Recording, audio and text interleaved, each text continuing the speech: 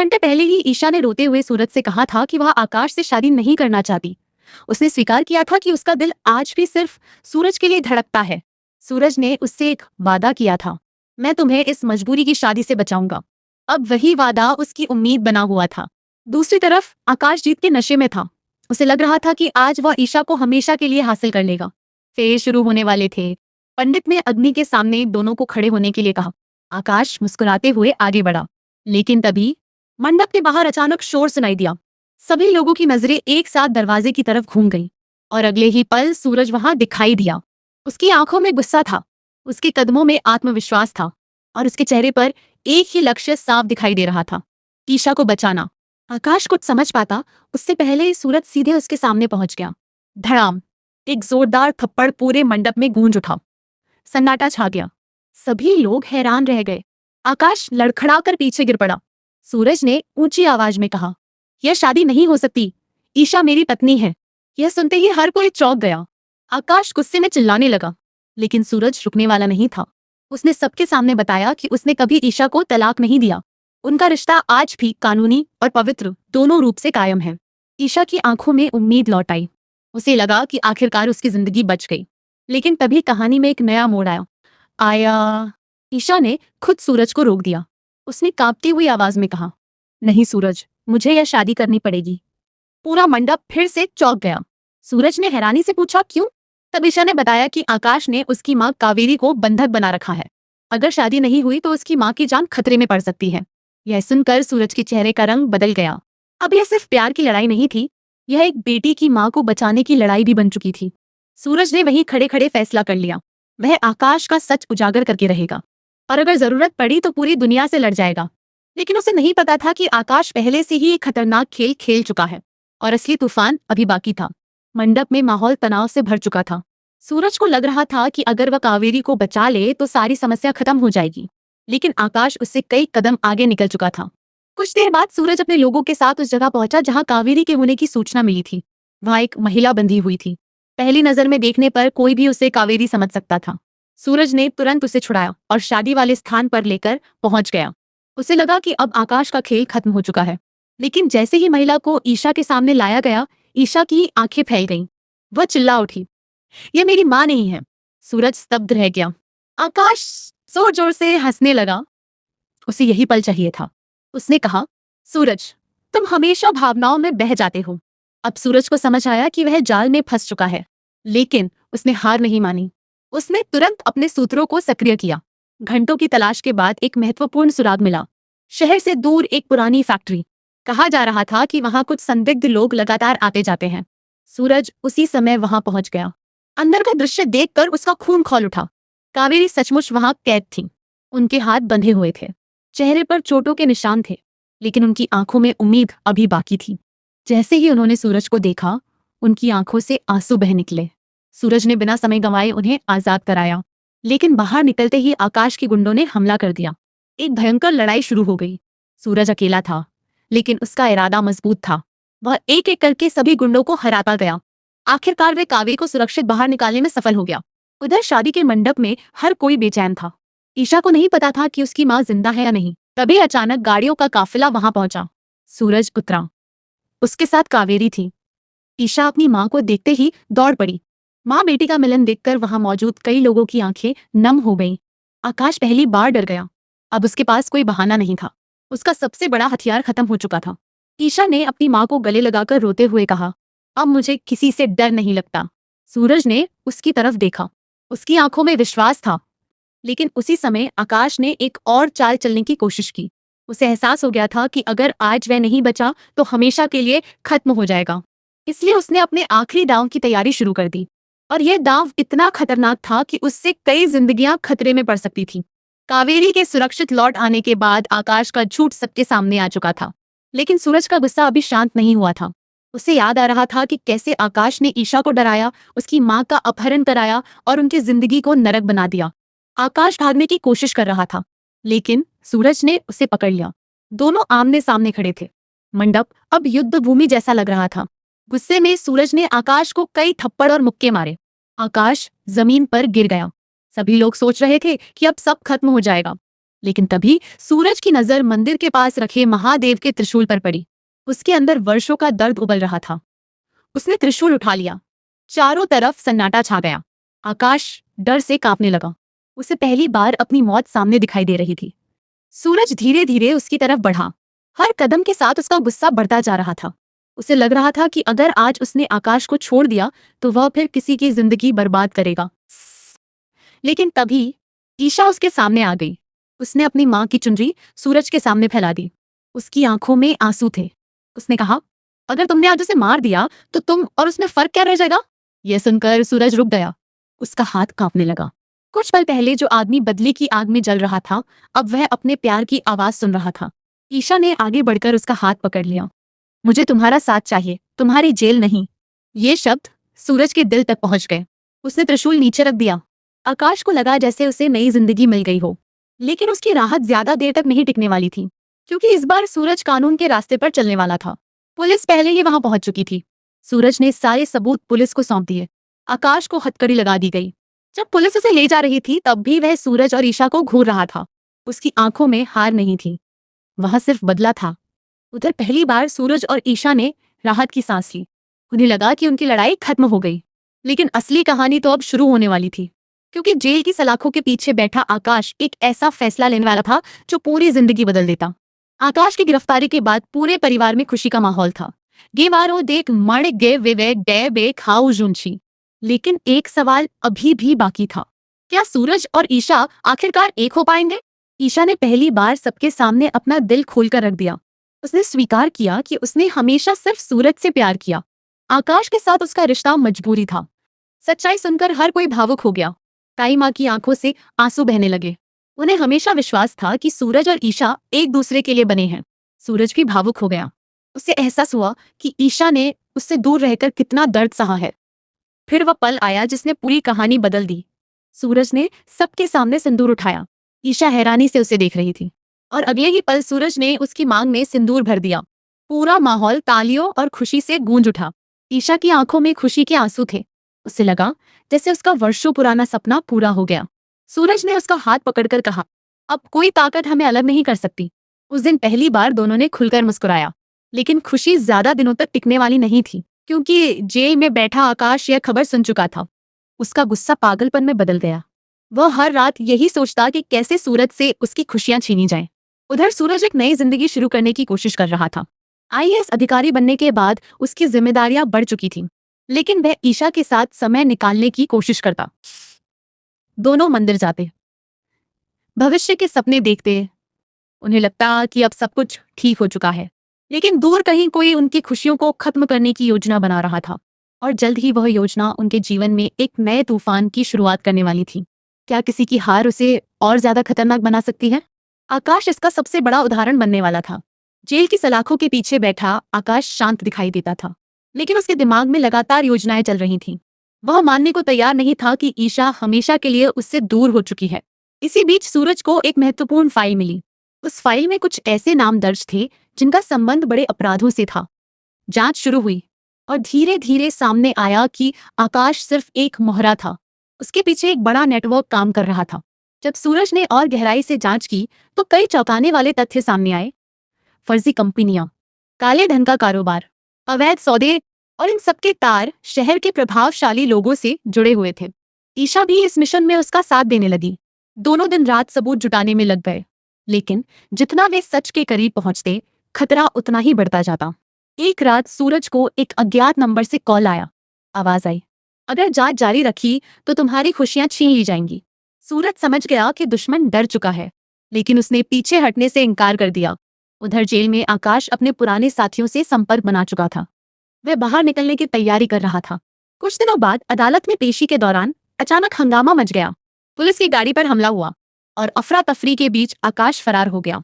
पूरे शहर में सनसनी फैल गई। ये खबर सुनकर ईशा घबरा गई। उसे पता था कि अब खतरा पहले से कई गुना बढ़ चुका है। सूरज ने उसे भरोसा दिलाया कि वह हर हाल में उसकी रक्षा करेगा। लेकिन उसी रात शहर के बाहर एक सुनसान गोदाम में आकाश अपने लोगों से मिला। उसने दहाड़ते हुए कहा, सूरज ने मुझसे सब कुछ छीना है, अब मैं उससे उसकी हर खुशी छीनूंगा। उसकी आंखों में बदले की आग जल रही थी, और उस आग का पहला निशाना बनने वाले थे सूरज और ईशा। उन्हें अंदाजा भी नहीं था कि आने वाले दिनों में उनकी जिंदगी का सबसे खतरनाक अध्याय शुरू होने वाला है। यहीं से एक नई लड़ाई की शुरुआत होती है, सच और झूठ की, प्यार और जुनून की। और इस बार दांव पर सिर्फ रिश्ता नहीं बल्कि कई जिंदगियां होने वाली थीं। क्या होगा जब सच की लड़ाई में एक ऐसा इंसान शामिल हो जाए जिसकी सबसे बड़ी ताकत उसकी कलम और कैमरा हो। आकाश के जेल से फरार होने के बाद शहर का माहौल पूरी तरह बदल चुका था। हर तरफ डर और अनिश्चितता का माहौल था। लोग जानते थे कि आकाश अब पहले से कहीं ज्यादा खतरनाक हो चुका है। दूसरी तरफ सूरज लगातार उस बड़े नेटवर्क की जांच कर रहा था जिसका संबंध आकाश से था।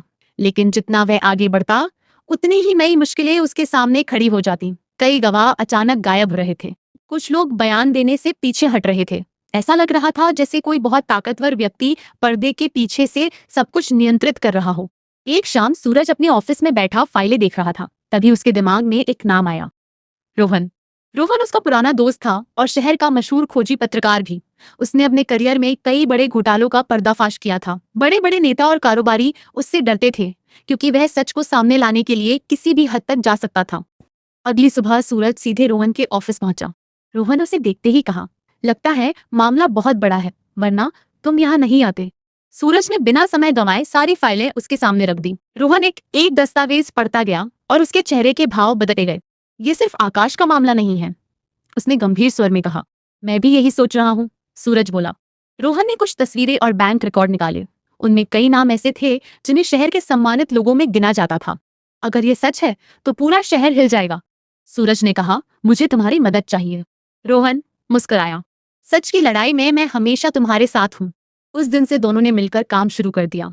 दिन में सूरज सरकारी जांच करता और रात में रोहन अपने पत्रकारिता के नेटवर्क का इस्तेमाल करता। धीरे धीरे दोनों के हाथ ऐसे सबूत लगने लगे जो पूरे नेटवर्क को उजागर कर सकते थे। लेकिन खतरा भी बढ़ता जा रहा था। एक रात रोहन के ऑफिस के बाहर कुछ अज्ञात लोग घूमते दिखाई दिए। अगले दिन उसकी कार के शीशे टूटे हुए मिले। यह साफ संकेत था कि कोई ने डराने की कोशिश कर रहा है। ईशा भी यह सब देख रही थी। उसे चिंता होने लगी कि कहीं सूरज और रोहन की जान खतरे में ना पड़ जाए। लेकिन सूरज ने कहा, अगर हम अब पीछे हट गए तो इतने लोगों को कभी न्याय नहीं मिलेगा। उधर आकाश अपने गुप्त ठिकाने पर बैठा हर गतिविधि पर नजर रख रहा था। उसके आदमियों ने उसे बता दिया था कि सूरज अकेला नहीं है, अब उसके साथ एक पत्रकार भी जुड़ चुका है। आकाश हंस पड़ा। बहुत अच्छा, अब दोनों एक साथ फंसेंगे। उसी समय उसके एक आदमी ने एक महत्वपूर्ण खबर दी। शहर के बाहर एक पुराने फार्म हाउस में जल्द ही नेटवर्क के बड़े लोगों की गुप्त बैठक होने वाली थी। यह खबर सुनते ही आकाश की आंखों में चमक आ गई। उसे पता था कि अगर सूरज वहां पहुंचा तो उसके लिए जाल तैयार किया जा सकता है। लेकिन उसे यह नहीं पता था कि यही बैठक उसकी बर्बादी की शुरुआत बनने वाली है, क्योंकि रोहन और सूरज भी अब उस फार्म हाउस तक पहुंचने की तैयारी कर चुके थे। उन्हें बस सही समय का इंतजार था, और वह समय बहुत जल्द आने वाला था। क्या कभी ऐसा हुआ है कि सच आपके सामने हो, लेकिन उसे हासिल करने के लिए आपको अपनी जान जोखिम में डालनी पड़े? फार्म हाउस मिशन बिल्कुल ऐसा ही था। रात के लगभग 11 बजे थे। शहर से कई किलोमीटर दूर स्थित वह पुराना फार्म हाउस बाहर से बिल्कुल शांत दिखाई दे रहा था, लेकिन अंदर कुछ ऐसा होने वाला था जो पूरे शहर का भविष्य बदल सकता था।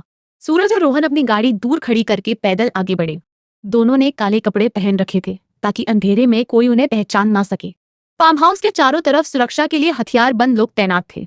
रोहन ने धीरे से कहा, यह किसी साधारण मीटिंग जैसा नहीं लग रहा। सूरज ने सिर हिलाया। इसका मतलब है कि हम सही जगह पहुंचे हैं। दोनों पीछे की दीवार से अंदर घुसने में सफल हो गए। अंदर एक बड़ा हॉल था जहां कई प्रभावशाली लोग बैठे हुए थे, कुछ कारोबारी, कुछ राजनेता और कुछ ऐसे चेहरे जिन्हें देखकर सूरज भी चौंक गया। मीटिंग के बीच में आकाश बैठा था। जेल से भागने के बाद भी उसके चेहरे पर आत्मविश्वास साफ दिखाई दे रहा था। वह सभी को निर्देश दे रहा था। रोहन ने तुरंत अपना छोटा कैमरा चालू कर दिया। एक एक शब्द रिकॉर्ड होने लगा। बातचीत के दौरान कई चौंकाने वाले खुलासे हुए। करोड़ों रुपए की हेराफेरी, फर्जी कंपनियों के जरिए धन की धुलाई, गवाहों को धमकाने की योजनाएं, और यहां तक कि कई पुराने अपराधों की स्वीकारोक्ति भी। तो सूरज समझ गया कि अगर यह रिकॉर्डिंग सुरक्षित बाहर पहुंच गई तो पूरा नेटवर्क खत्म हो सकता है। लेकिन तभी एक गलती हो गई। रोहन का पैर एक लोहे की पाइप से टकरा गया। ठन ठन की आवाज पूरे परिसर में गूंज गई। अंदर बैठे लोग सतर्क हो गए। कौन है महा? एक आदमी चिल्लाया। अगले ही पल कई हथियारबंद लोग उनकी तरफ दौड़ पड़े। भागो, सूरज ने कहा। दोनों तेजी से बाहर की तरफ भागे, लेकिन पीछा करने वाले लोग भी कम नहीं थे। फार्म हाउस के पीछे घना जंगल था। सूरज और रोहन उसी दिशा में दौड़ पड़े। गोलियों की आवाज रात की खामोशी को चीर रही थी। एक गोली रोहन के कंधे को छूते हुए निकल गई। वह लड़खड़ा गया, लेकिन सूरज ने उसका हाथ पकड़ लिया। अभी नहीं रुक सकते। दोनों दौड़ते रहे। आखिरकार वे एक सूखे नाले तक पहुंच गए और वहां छिप गए। पीछा करने वाले लोग काफी देर तक उन्हें खोजते रहे, लेकिन अंधेरे का फायदा उठाकर दोनों बच निकले।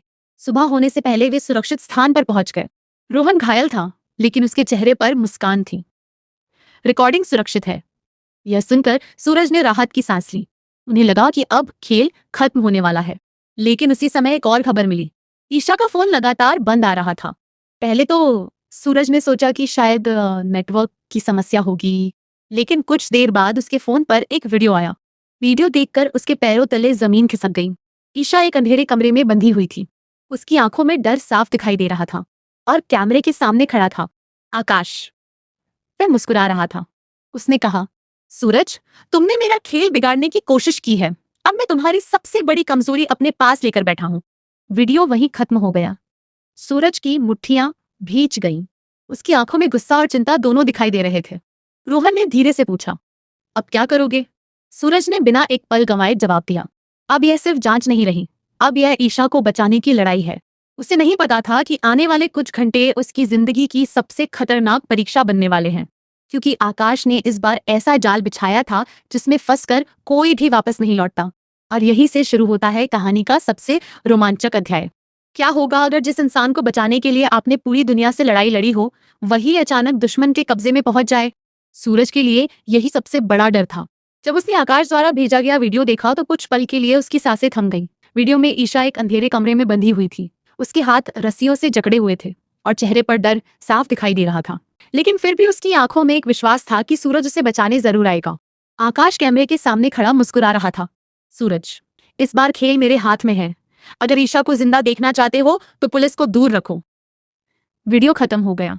सूरज का खून खौल उठा, लेकिन एक आईएएस अधिकारी होने के नाते वह जानता था कि सिर्फ गुस्से से लड़ाई नहीं जीती जाती, उसे दिमाग से काम लेना होगा।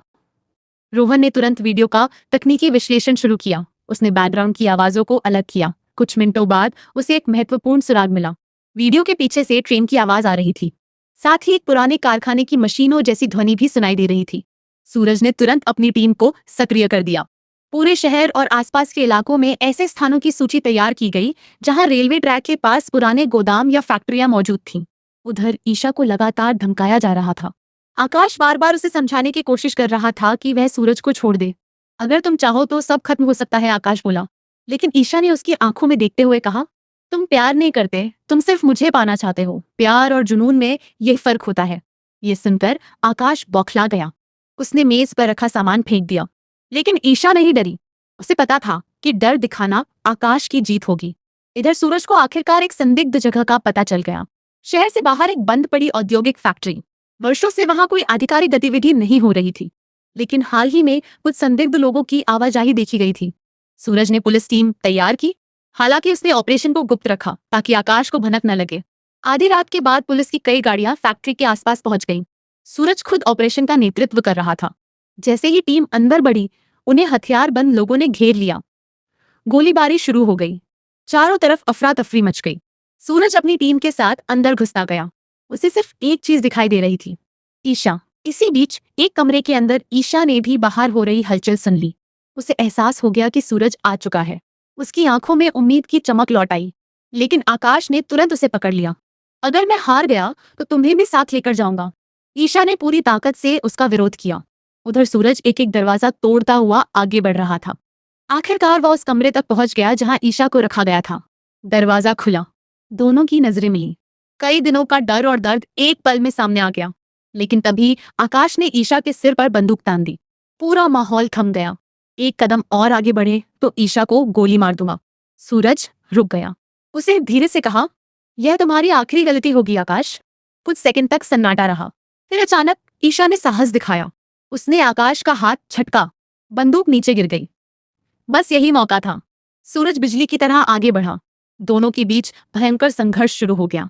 आकाश ने भागने की कोशिश की, लेकिन इस बार वह सफल नहीं हो सका। पुलिस ने उसे चारों तरफ से घेर लिया। हालांकि आखिरी क्षण में वह धुएं और अफरा तफरी का फायदा उठाकर वहां से निकल भागा। ईशा आजाद हो चुकी थी। वह दौड़कर सूरज के गले लग गई। दोनों कुछ पल तक बिना कुछ बोले खड़े रहे। उनके लिए यही सबसे बड़ी जीत थी। लेकिन यह जीत अधूरी थी, क्योंकि आकाश अभी जिंदा था, और जब तक वह जिंदा था, खतरा खत्म नहीं हुआ था। उसी रात भागते हुए आकाश ने कसम खाई, अब आखिरी बार होगा, या तो सूरज खत्म होगा या मैं। और यहीं से शुरू होती है कहानी की सबसे खतरनाक लड़ाई। क्या कोई इंसान अपनी हार स्वीकार करने के बजाय इतना खतरनाक हो सकता है कि पूरी दुनिया को अपने साथ डुबोने की कोशिश करे? आकाश अब उसी मोड़ पर पहुंच चुका था। ईशा उसके हाथ से निकल चुकी थी। उसका नेटवर्क टूटने लगा था। पुलिस उसके करीब पहुंच चुकी थी। और सबसे बड़ी बात, सूरज हर बार उससे एक कदम आगे निकल रहा था। अब उसके पास खोने के लिए कुछ नहीं बचा था। इसी वजह से उसने अपनी सबसे खतरनाक योजना बनाई। एक ऐसा हमला जो सिर्फ सूरज पर नहीं, बल्कि उसके पूरे परिवार पर होने वाला था। उधर सूरज और ईशा कुछ दिनों बाद पहली बार चैन की सांस लेने की कोशिश कर रहे थे। लेकिन सूरज जानता था कि तूफान अभी खत्म नहीं हुआ है। उसी दौरान रोहन ने एक नई जानकारी दी। उसने बताया कि आकाश शहर छोड़कर नहीं गया है। वह यहीं कहीं छिपा हुआ है और किसी बड़े हमले की तैयारी कर रहा है। यह सुनते ही सूरज सतर्क हो गया। उसने परिवार की सुरक्षा बढ़ा दी। घर के बाहर पुलिस तैनात कर दी गई। लेकिन आकाश का निशाना कुछ और था। एक शाम ताई माँ मंदिर से लौट रही थी। अचानक उनकी गाड़ी का पीछा कुछ संदिग्ध लोगों ने शुरू कर दिया। ड्राइवर ने किसी तरह उन्हें सुरक्षित घर पहुंचाया। यह साफ संकेत था कि आकाश अब परिवार को निशाना बना रहा है। ईशा डर गई, लेकिन सूरज ने उसे भरोसा दिलाया, इस बार वह बच नहीं पाएगा। इधर आकाश अपने गुप्त ठिकाने पर बैठा आखिरी योजना तैयार कर रहा था। उसने अपने बचे हुए लोगों को इकट्ठा किया। अगर मैं गिरा तो सूरज भी मेरे साथ गिरेगा। उसकी आंखों में पागलपन साफ दिखाई दे रहा था। कुछ दिनों बाद शहर में एक बड़े सामाजिक समारोह का आयोजन हुआ। सूरज मुख्य अतिथि के रूप में वहां मौजूद था। हजारों लोग कार्यक्रम में शामिल हुए थे। उसी भीड़ में आकाश के आदमी भी मौजूद थे। उनका उद्देश्य था कार्यक्रम के दौरान हमला करना। लेकिन उन्हें नहीं पता था कि रोहन को पहले ही इस योजना की भनक लग चुकी थी। रोहन ने तुरंत सूरज को सूचना दी। सूरज ने बिना घबराए पूरी सुरक्षा व्यवस्था बदल दी। कार्यक्रम चलता रहा, लेकिन आकाश खुद भी वहां पहुंच चुका था। वह भीड़ में छिपकर सही मौके का इंतजार कर रहा था। अचानक मंच के पीछे जोरदार धमाका हुआ। लोग घबरा गए। चारों तरफ भगदड़ मच गई। इसी अफरा तफरी में आकाश सामने आया। उसके हाथ में हथियार था। मैं सीधे सूरज की तरफ बढ़ा। सालों की दुश्मनी अब अंतिम टकराव में बदल चुकी थी। दोनों